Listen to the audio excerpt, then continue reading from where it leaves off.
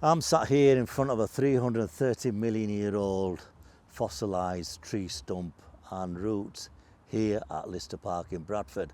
Now we're not here because of the tree, we're here because we're going to revisit a story we did 2 years ago. In fact, it was Andrew Bolt who brought it to our attention. It was about the 1904 exhibition that was held here at 𝗪cie Park in Bradford. And it was a 6-month temporary exhibition which housed a lot of amusements and buildings. And we went around the park and sort of talked about the exhibition. But we concentrated on one area, and that area was around in that direction there. And it was a Somalian village that housed 57 Somalian occupants. And one of the occupants, 𝗗𝗵𝗵𝗁, she was the first Muslim to be buried in Bradford. And that cemetery was 𝗗𝗲𝗁 Cemetery. Now in this video, we're going to go across there towards the bandstand, and it gives you an idea. This is where the tree is, the bandstand's across there. There are actually volunteers and students from the Bradford University who are doing a dig to locate or find artifacts of the Somalian village.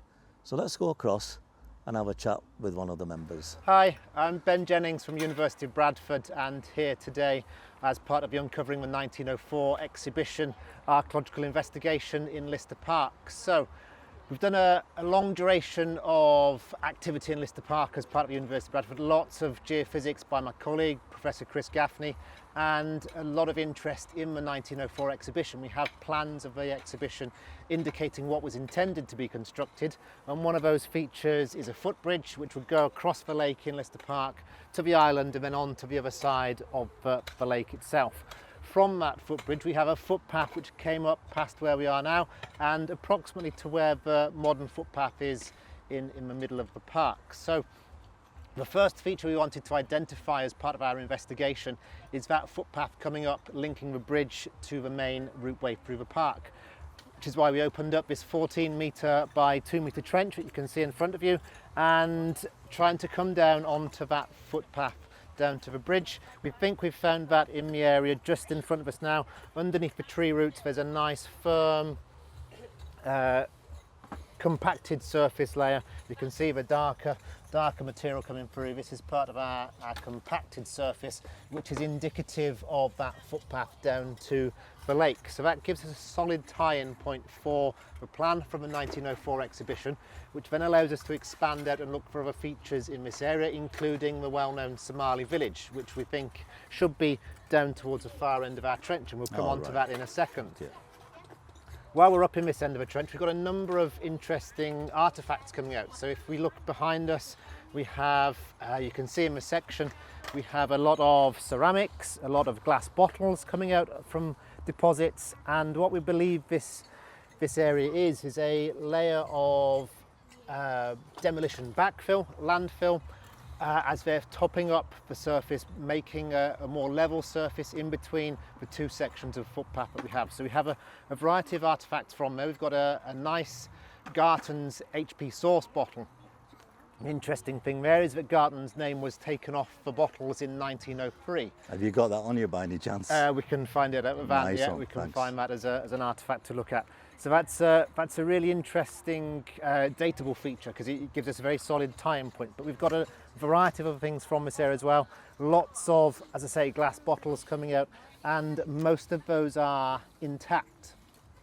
So we can tell it's not a high energy area. They're not mass dumping things and then compacting down. This is an area which is having a levelling dump put in somewhere about 1918, 1925 probably, and then it's being used to flatten off the surface behind us in this area of the park. If we move further down our trench, sure, then we go past our nice little footpath, the compacted surface, which is what we have just the very edge of that coming up in this trench here. So we can see on the side here that upper edge of a compacted footpath surface, which has then got a very defined sharp edge, and we're into more looser debris and demolition materials in here. So we have a defined edge to our footpath as it came up to the top end of this part of the walkway through the park. If we're moving further on on down through our section where we've got the people on the other side drawing the section edge. We have quite a wide feature occurring here. So where they're stood into the trench just on the tree root, coming down onto that orangey clay material on the bottom, that is going to be our natural sub deposit of soil. Right. So around that we have this big, wide, defined cut feature coming through, probably a ditch or a trench cut in, which has then got a lot of burning material contained inside. We know that the Somali village were practicing things like metalworking and ironworking in the village during the 1904 exhibition, and we have a lot of indications for that occurring from the base of this deposit. So lots of ironworking slag remains, for example, and they give us a strong indication that certainly it may have been a deposition of material from inside the Somali village down into this area. In the section on the other side as well, you can see we have a very dry patch just emerged. So it's very wet yesterday afternoon and overnight. Some areas of the soil have retained that moisture, other areas have dried out more rapidly. That gives us a really strong indication for another ditch or pit feature cut through this area, proceeding across this side of a trench under our feet this side as well, get that same differential drying. So we can see a secondary ditch feature coming through, which could be related to other activities from the 1904 exhibition or more recent activities occurring as well. Finally, feature down on this end of the trench, as we're just tidying up the section edges, we can see just on the top end, this side, if I sneak around, we've got a really loose gravelly material coming out here.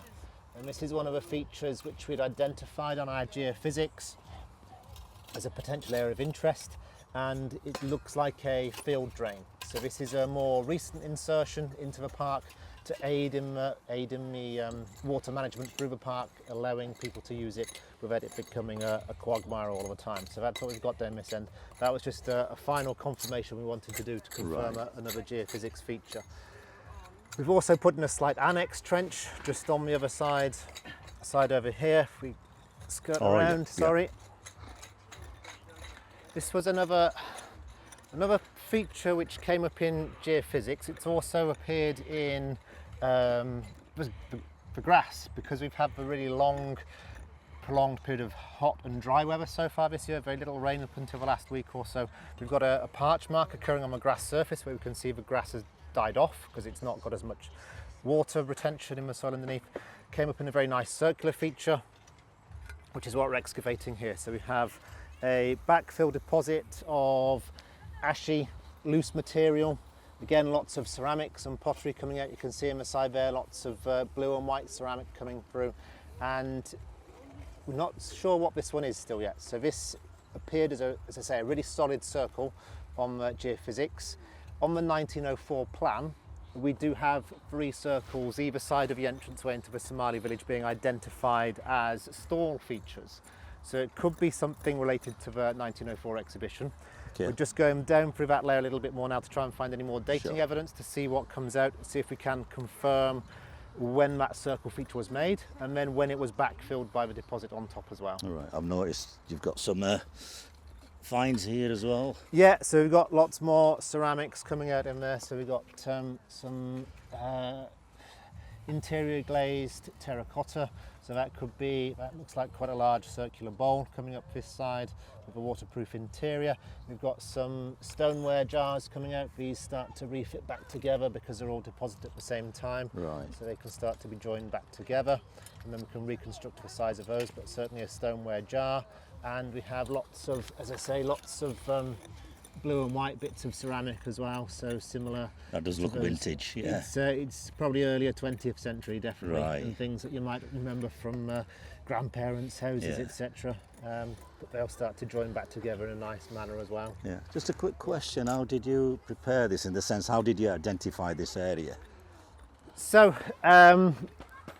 as I say, my colleague, Professor 𝗵𝗵 has done a lot of work in Lister Park as a teaching activity across the last decade using a variety of geophysical prospection techniques. So earth resistance techniques, magnetometry and ground penetrating radar.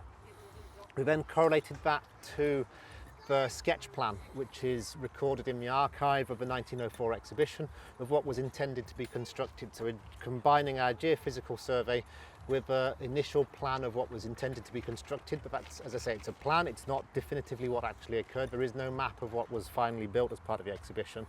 So we're using those two bits of evidence to triangulate an approximate area, and then we put in that long 14-metre trench to make sure we hit a number of features in that area. It gives us some wiggle room in case we're a little bit off on our planning, and then it means we've got high potential in that 14 metres to come across A, the footpath, and then B, hopefully the entranceway to the Somali village down on this side. Fantastic. How long have you been working on this area here? So we've been working in this area for 10 days now. 10 days. So we've done 10 days. We've uncovered, the 14 metre by 2 metres, so 28 square metres, plus an annex of another 3 by 1, so 31 square metres of excavation conducted across those 10 days, finding a few of the features we're looking for, and that huge abundance of glasswork and ceramics from the one makeup deposit. Well, you've been battling unusual weather as well, haven't you? Yeah, it's been very wet the last couple of days. The first start of the excavation was really hot and dry, which meant the soil was really baked hard, really difficult to dig through. Then the last couple of days have been really, really wet, which has made it kind of more difficult to do any of the planning and keeping the trench and bottom clean as well. Right. So it makes it more time consuming to just go through on the excavation if it is really wet. I love the fact you've got youngsters involved as well, which is fascinating. Yeah, it's been a really good. So we've got a good variety of students from University of Bradford. We've got public volunteers joining us. We've got former undergraduates and postgraduates joining us, and also we've got some young people coming. Well, if I wasn't filming, I'd join in, to be honest. Welcome to join after we finish filming. We'd welcome anyone to come down and join. Right. We've had the Young Archaeologists Club from Skipton join us, and also Leeds Young Archaeologists Club came for a day as well. So it has been a good variety of community. This is fascinating. I mean, a lot of our viewers will be interested in the Somalian village, so maybe you could go there if you finish with this area. Yeah, well, that is the intent. Probably not this excavation, but certainly if we've got future excavation next year, we could move further down into the other part of the park and then look for more definitive remains of the Somali village. But it's really difficult to understand what the remains would be from the Somali village. There are a couple of photographs remaining which provide some indications that the structures are sort of on platforms on top of the ground surface, so there might not be a huge amount of archaeology into the ground for remains of that Somali village, because it was only there for 6 months as well, so it'd be a very short duration occupation. The one thing which we know was more rigid, robust, was the entrance gateway. We've got solid pictures of a cast iron subframe with timber cladding on the outside, so we've got a solid target to go for there. The interior structures are much more ephemeral from the photographs that we have. And which area, roughly what area? I know it might be a bit difficult to say at the moment, but... So I think that we are, I think this is the entranceway in this area. We have the footpath just behind us down to the bridge. We've got the entranceway to Somali village, and then if we were to move on another 5 or 10 metres or so, we'd definitively be in the Somali village as we proceed down towards the just behind fossilised the van, in front so of the van. Just about where the van is, that should be into the Somali village solidly there. And curving around on the other side of a footpath, we'd have the outer edge as well, with structures or dwellings, buildings occurring down that side of where the footpath is. In 1904, this tarmac footpath did not proceed down that way, so it stopped at the position where it turned down towards the lake. There was then no long footpath going down towards the end of the park, so this was all within the Somali village at this point. We'll just have a little walk there and we'll give a perspective for the viewers. That will be a job in itself, like you say, a separate excavation. Yeah, that will be a separate excavation to then try and identify what is occurring in the Somali village area. We've got colleagues working on other documentation, trying to reconstruct the orientation of a Somali village. So Yahia is working on that, and he's got an idea that the dwelling structures would have occurred on the left-hand side as you come into a village and moved around, and then on the right-hand side there'd have been more of a workshop type exhibitions with a small open space for display in the centre of that village there. So we can see on the ground we've got some areas of brighter green colour where the grass is doing healthily and growing, but yellowy paler areas where the grass is dying off because there's less water under under there for it to survive from. So they could give indications Okay. of features occurring underneath the ground there. And we do have some good geophysics in this area, but as I say, it's very much more ephemeral. It's more difficult to identify features in this park because they would have been so temporary and most likely built on top of a surface rather than into the ground surface itself. We can see a variety of, so it's slightly undulating in places, the ground. Some of these are some of our former test pits where we've got little bits we've sunk back into the ground. Yeah, you can We've see done some small 1 by 1 metre excavations. One of those was to identify another field drain on the far end, which was probably before the 1904 exhibition, before the Somali village. And we know there's, in the park at present time, if anyone does park run, you'll know the stream which comes out of a bank on the far side. There's a small spring in there which comes down. I think the field drains are there to try and cope with that in the past. Right. How large do you think the village was? I mean, on the postcards they look pretty cramped, don't they? It's mixed. So on the postcards they do look quite cramped in. Yeah. There's 57 people living in the area. Right. On the plan it's quite a substantial space devoted to it. So we'd have gone down to the edge of a bank on the lake side. That would have been the far extent on our left hand side as we're facing now. On our right hand side it probably would have proceeded another 10 metres or so beyond the edge of a contemporary path today. So if we go about 10 metres from the tarmac up the bank, that would have been about the maximum area enclosed. Okay. What we don't really know is how far down towards the fossilised tree area the village proceeded. So we do have that bank curving up around. We don't know how far down the Somali village went in that direction, because the plans of the exhibition, as I say, they are sketch plans. They weren't definitive plans on what was finally constructed. So we've got quite a few finds. I mean, this is not necessarily from this patch. It could be. Is it all over? Oh no, these are all from this side. Oh, from here. All Yeah. right. So a lot of these glass bottles. These are from that general makeup deposit we were speaking about on the end. So you can see they're all intact. A lot of them have stamps on the bottom as well. So as we go into the post-excavation phase, we'll start trying to identify some of these, which will give us good dating evidence on when things were deposited. Let's try and find the 𝗵𝗄 bottle for you. It's one of these ones. That's a bit of nice. That's a nice cup. That one, yeah, that one came from the same area as well. Yeah, so we have a nice cup with some gilt decoration around the side. The interesting on this one is we can see it's a transfer application decoration, because you can see the transfer didn't stick very well in this area. You got a bit of an overlap, and the transfer broke in this, so we've got just a small join in the transfer when we were trying to apply there. So it's not hand painted, that one, it's a transfer decoration. We've got lots of this carnival ware glass. So amber colour carnival ware, kind of iridescent glass, which is very decorative. And what's this one? So this is Fletcher's. You can see stamped into the side there, Fletcher's bottle with some of the label still printed on the front has come out. Fletcher's of 𝗵𝗁𝗵𝗁, that one. And then, where is the 𝗵𝗄? Right, finally. Right at the bottom of the pile, was it? Absolutely, always away. Last one you find, last box you look in. So we have the Garden's 𝗵𝗄 bottle. So you may know it's called 𝗵𝗄 because it was served in Houses of Parliament, originally by Garton. Now we know that Garton sold his company, and in 1903 Garton's name was removed from the glass bottle. So it gives us a really strong indication of time from when this bottle may have gone in the ground. If you think about how long you keep hold of sauce bottles for, they're not going to be hanging around in your fridge for ages. So we'd say this is probably quite rapidly after 1903. This would have been deposited into the ground. So 1904, 1905 maybe, but really strong indication it ties in well with the 1904 exhibition. That's great. Thank you. Thank you.